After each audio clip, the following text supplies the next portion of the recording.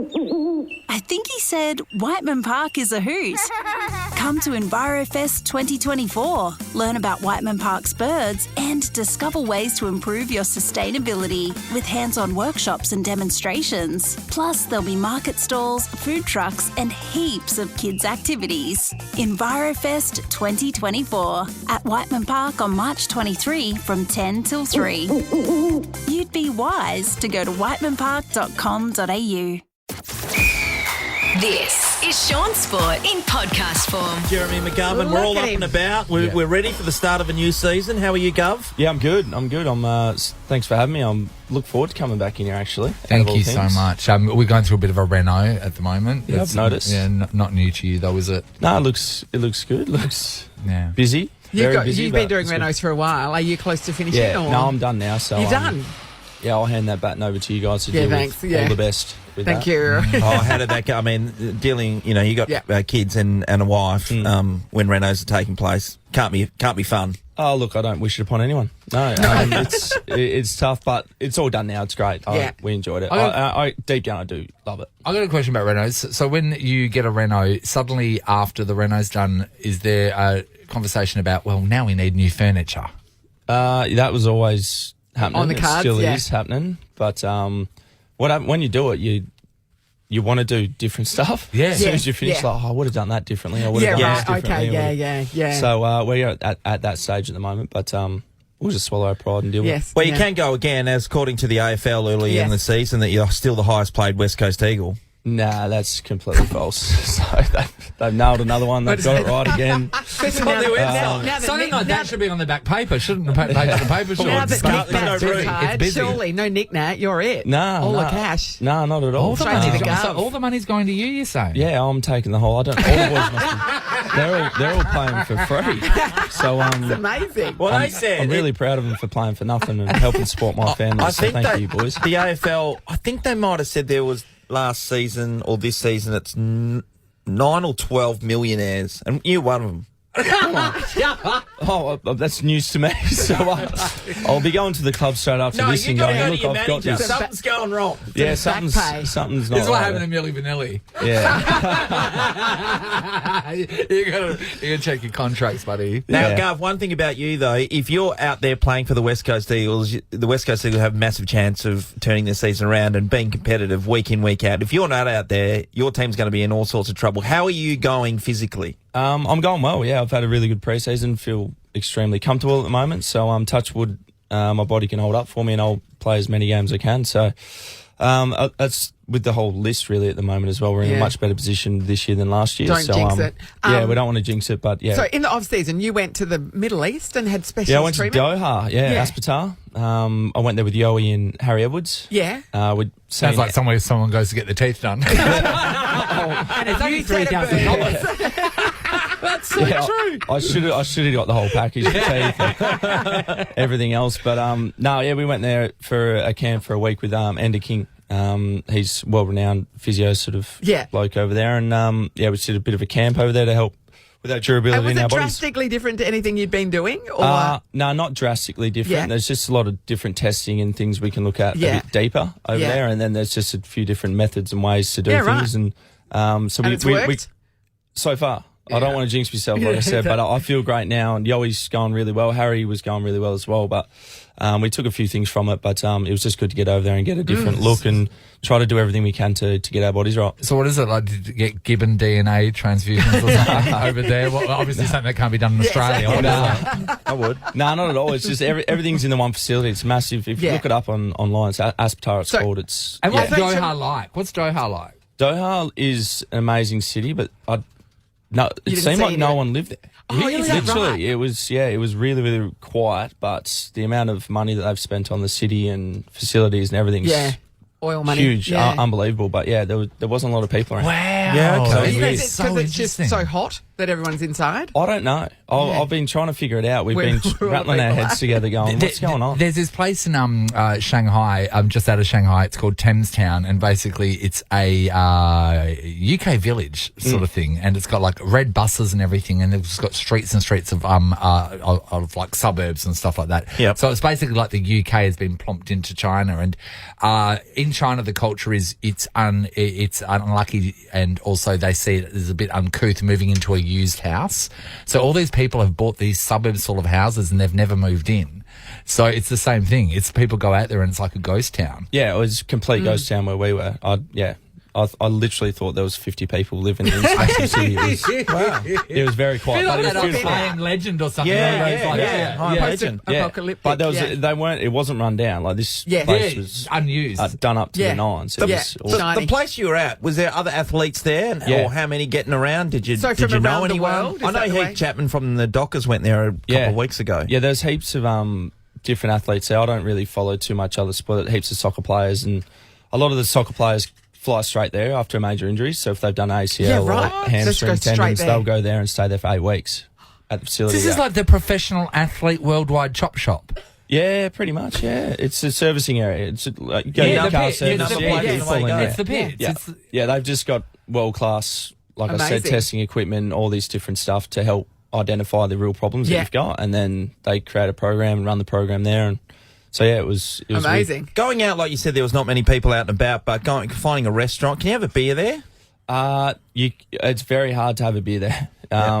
As we found, we tried to have a beer on the last couple of nights after we finished the camp, but it's obviously dry, so you have to go to the hotels to have a beer, and they only open certain times. Speakeasies. And stuff, so. Yeah. It was a weird joint. I did like it, but it was different for sure. Yeah. We played night golf, which was good. That was sick. And we were like the only people on the course. On a proper course, though? Not just proper teeing course. off No, like no. a Wembley? No, proper course, night golf. It was good. Was there lots of rich cars getting around, by the way? That's all there was, yeah.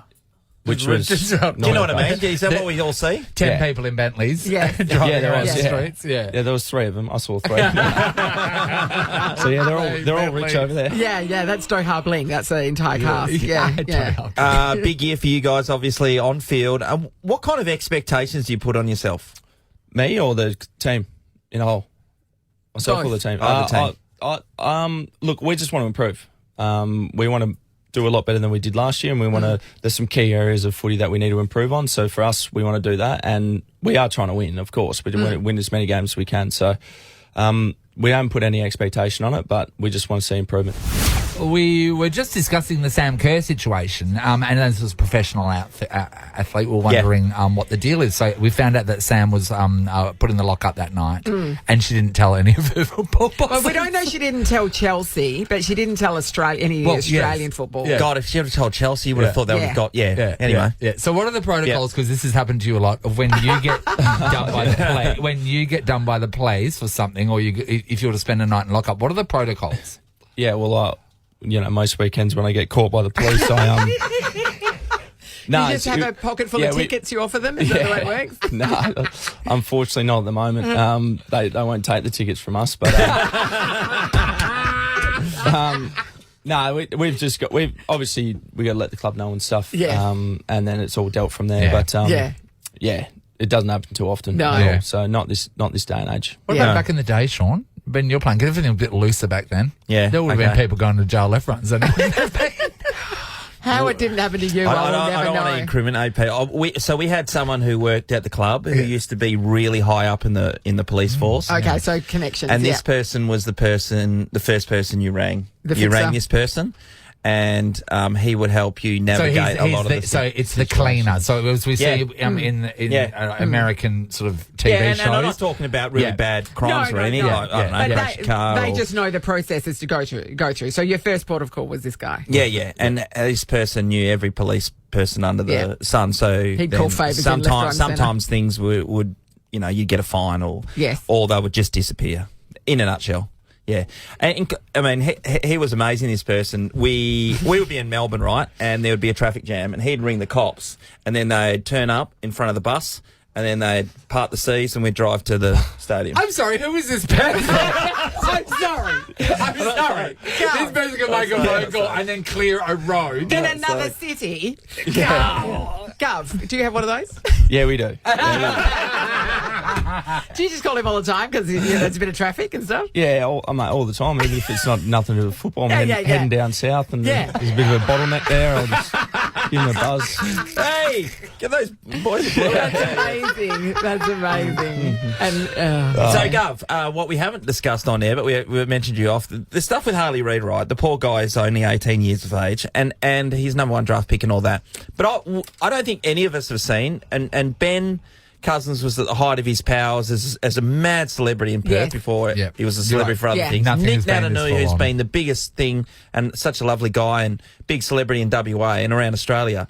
But this has superseded this massively without even playing a game and without even... I don't know, they've just made it. It seems like it's been made up and I did mention to you before, Gov, as a person, that's not in the world of football, to me, the first game that he plays, the power of him, he will just levitate into the air and glow, and then he will change football forever. The Messiah. From what the West Australian says. He's the airbender, So mate. I'm just wondering, are they setting him up for failure? For failure. Or for too much pressure. Yes, too much pressure. Sorry, not setting him up for failure because he's got the goods, but... Yeah, you hope they're not setting him up for failure for sure, but it does seem like they're putting a lot of extra pressure on him. He's handling it so well at the moment. He's such a good kid. Well, he has to, doesn't he? He's a good country boy, so he's handling it well. But he's 18. He hasn't played a game of footy, and the hype, everything that's going on. You just take a step back. Just try and just let him play footy. That's all he wants to do is play some footy, and if off the back of his footy, do whatever you want, but just please just. Take it easy on him. He's only an 18-year-old kid, like I said. Yeah, so he hasn't played it yet. sort of feels like, even though it's reporting, it feels like stalking. It really does. The photo of him grabbing his crotch the other day, I don't see what the reason for that was. Yeah. And it seems to be there's no reason at all for most days for him to be in there. There's no new story. So it feels like it's crossed the line. Has the fines master been fining him every time he's on the back page? No, we give him credits for if that was the case, he'd be broke. That would have been the story. He would be broke. If I'm buying a carton, he would be the number one alcohol supplier in WA. Poor Harley would be broke if we find him with all the attention he's been getting. But look, it is what it is, and you know what? It probably comes with the number 9. Obviously, spoke about Cuzzy, Nick Nat. There's that. He slid into that, so no one. Did he put his hand up to be number 9, or was it thrust upon him? I don't know. I haven't asked him, but I'm sure he would have loved to take it. Yeah, it's a great number. Yeah, the legacy. Yeah, I know, but it doesn't mean you have to be on the I know front and square on the back page of the West every single day of the year. Maybe that's in the fine print for number 9. Maybe. We don't know, but, possibly. Yeah, no, he's handling it really well, Harley, and hopefully he gets an opportunity this week and can just start playing footy because that's what he loves doing. Yeah. And that's what he's over here to do is play good footy. And I'm looking forward to hopefully playing many games with him. Port Adelaide Sunday is going to be a huge clash, mate. We wish you all the best. Thanks, guys. I appreciate it. It's good to have you back, Gov. Absolutely, Gov. Lovely. You're an inspiration. Thank you. Thank you, Nathan. No, thank you for what you do for us. No, thank you. And you've never looked fitter. You've ready to go. It's just like an ab with a mouth. All those people that go, look at Jeremy McGovern, he's so fat. There's not an ounce of fat on this man. He's fit as a fiddle, this guy. All right, good on you, Gov. We'll see you again soon. Shaun Sport is a Nova podcast. For more great comedy shows like this, head to novapodcast.com.au.